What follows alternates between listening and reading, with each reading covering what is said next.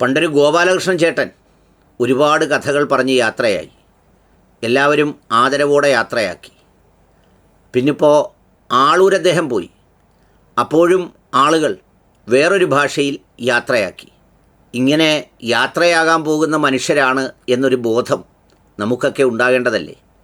എന്തെങ്കിലുമൊക്കെ കുറച്ച് സത്യങ്ങളോ ശരികളോ നന്മകളോ ഒക്കെ നമ്മുടെ ജീവിതകാലത്തുണ്ടാകണ്ടേ? നാൽക്കാലി മൃഗങ്ങൾക്ക് പോലും അതിൻ്റെ ഇറച്ചിയോ ചാണകമോ ഗോമൂത്രമോ ഒക്കെ ഉപയോഗപ്രദമായ സംഗതിയല്ലേ? മനുഷ്യനെ സംബന്ധിച്ചിടത്തോളം അത്രയെങ്കിലും ഉണ്ടായില്ലെങ്കിലും ഈ പറഞ്ഞതുപോലെ കള്ളവും വിദ്വേഷവും വൃത്തികേടുകളും അതങ്ങ് നിറഞ്ഞു പറഞ്ഞ് എങ്ങനെയാണ് ഒരു മാന്യനായ ആളെന്ന രൂപത്തിൽ വളരെ ഫുൾ കൈയൊക്കെ ഇട്ട് ഇങ്ങനെ നിവർന്നിരുന്ന് കാച്ചുമ്പോൾ നമുക്കെന്തെങ്കിലുമൊക്കെ അങ്ങനെ ഇടുന്നത് കൊണ്ട് ചിലതൊക്കെ മറയ്ക്കാനുണ്ടാവും. പക്ഷേ അതൊക്കെ നമ്മുടെ ശരീരത്തിലെ പാടുകളോ അല്ലെങ്കിൽ അത്തരം കാര്യങ്ങളോ ആവും. മനസ്സിലെ വിഷം അതാണല്ലോ പ്രധാനം. ബാക്കിയൊക്കെ നമുക്ക് മറയ്ക്കാം, ഇല്ലാതാക്കാം, മാറ്റാം, അല്ലെങ്കിൽ അങ്ങനെ വന്നതാണെന്ന് വിചാരിക്കാം. പക്ഷേ മനസ്സിലെ വിഷത്തിന് എന്തു ചെയ്യും? ഞാനിത് പറയാൻ കാരണം നമ്മുടെ TG മോഹൻദാസ് എന്ന് പറയുന്ന ഒരാളിനെ സംബന്ധിച്ച് കഴിഞ്ഞ ദിവസം രാഹുൽ ഈശ്വർ ഒരു വീഡിയോ ചെയ്തിരുന്നു. വളരെ ബഹുമാനാദരങ്ങളോടെ മുതിർന്ന ആളാണ്, ഭയങ്കര മാന്യനാണ്, ഇങ്ങനെ ഒരാളിനെ എന്നൊക്കെ പറഞ്ഞ് സാധാരണ അതിന് രാഹുൽ ഈശ്വറിൻ്റെ ഒരു ശൈലിയുണ്ട്. ആ ശൈലിയിൽ വളരെ വിനീത വിധേയത്വത്തോടാണ് അദ്ദേഹം അവതരിപ്പിച്ചത്. എൻ്റെ രാഹുലെ, അങ്ങനൊരു വിനീത വിധേയത്വവും ആ ഒരു ജന്മം അർഹിക്കുന്നില്ലെങ്കിൽ നിങ്ങൾ പിന്നെ കാണിക്കുന്നത് ഒരു പാഴ്വേലയായി പോയില്ലേ? എന്തിനാണ് അങ്ങനെ കാണിക്കുന്നതുകൊണ്ട് കാര്യം? അത്ര കള്ളമല്ലേ, പച്ച കള്ളമല്ലേ പറയുന്നത്? ദേ ഒരു വീഡിയോയിലെ ഇത് കേട്ടോളൂ. ഇസ്ലാമിന്റെ എണ്ണം കൂടി വരുന്നതനുസരിച്ച് അതിന്റെ നേതൃത്വം തീവ്രവാദികളുടെ കയ്യിൽ പോവുകയും മറ്റ് മതക്കാരെ ആട്ടി ഓടിക്കുകയും കൊല്ലുകയും മതം മാറ്റുകയും ചെയ്യും. ഇത് ലോക ചരിത്രമാണ്. ഇത് വലിയ മഹാസംഭവം TG മോഹൻദാസ് കണ്ടിട്ട് പറയുന്നതല്ല. എനിക്ക് പുറകെ പിന്നാലെ എത്രയോ പേര് ഇത് പറഞ്ഞിരിക്കും. ഈ സാധനത്തിന്റെ സ്വഭാവം ഇതാണ്, സൂക്ഷിക്കണം. 16% മറ്റുമാണ് പ്യൂ റിസർച്ചിൽ അവർ പറയുന്നത്. 16% മുസ്ലിം ഒരു രാജ്യത്തുണ്ടെങ്കിൽ വലിയ കുഴപ്പമില്ലാതെ തട്ടിത്തട്ടി പോവാം. 16 കഴിഞ്ഞാൽ പിന്നെ പിടിച്ചാൽ കിട്ടില്ല.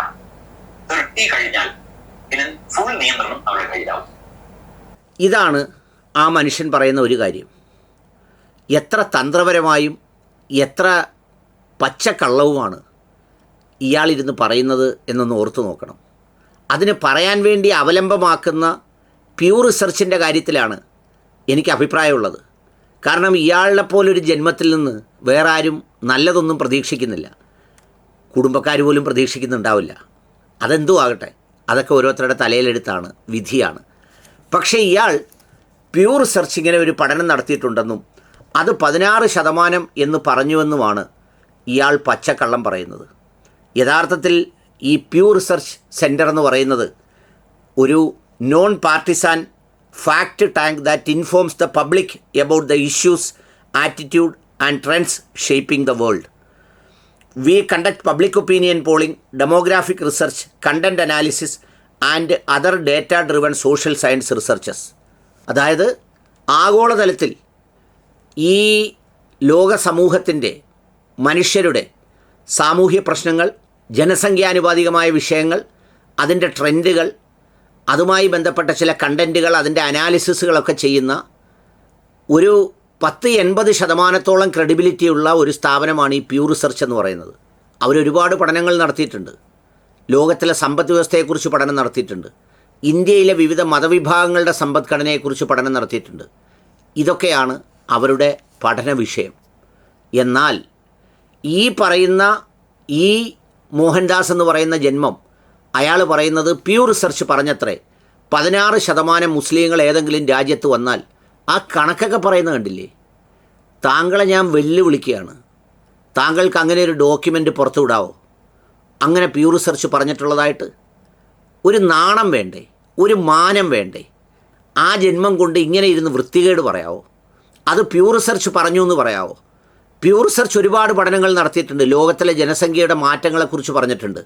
2010 മുസ്ലിം പോപ്പുലേഷൻ, 2030 മുസ്ലിം പോപ്പുലേഷൻ എന്തായിരിക്കും, ലോകത്ത് എത്ര % ആയിരിക്കും വർദ്ധിക്കുക, ഇതൊക്കെ പ്യൂ റിസർച്ച് പറഞ്ഞിട്ടുണ്ട്. പക്ഷേ അവരൊരിക്കൽ പോലും 16% കൂടിയാൽ അത് തീവ്രവാദികൾ പെരുകുമെന്നും അങ്ങനെയാണെങ്കിൽ മിഡിൽ ഈസ്റ്റ് രാജ്യങ്ങൾ മുഴുവൻ തീവ്രവാദികളാകണ്ടേ? എത്രയോ മനുഷ്യർ അവിടെ സമാധാനത്തോടെയും സ്വസ്ഥമായും കഴിയുന്നു. അപ്പോൾ ഇങ്ങനത്തെ ഒരു ജന്മം ഇതുപോലെ ഒരു സംഗതിയെ ആശ്രയിച്ച്, അല്ലെങ്കിൽ പുള്ളിക്ക് രാത്രി ഉൾവിളി ഉണ്ടായെന്നോ, അല്ലെങ്കിൽ പുള്ളിയുടെ ഈ പറയുന്ന ആരെങ്കിലും പ്രധാനപ്പെട്ടവർ പറഞ്ഞുവെന്നോ ഒക്കെ പറഞ്ഞാൽ നമുക്ക് പറയാം ഒരു സ്വപ്നത്തിൽ വന്ന് മോന് പറഞ്ഞു കൊടുത്തിട്ട് പോയതാണെന്ന്. ഇത് പ്യൂർ റിസർച്ചിനെയാണ് ആശ്രയിക്കുന്നത്. ഇതേ സംഗതി രാഹുൽ ഈശ്വറും ഈ ഗ്രോക്കയെയും അതുപോലെ തന്നെ മറ്റ് ചാറ്റ് GPT-യും ഒക്കെ വെച്ച് അതിൻ്റെ ഉത്തരമെടുത്ത് തെളിയിക്കുന്നുണ്ട്.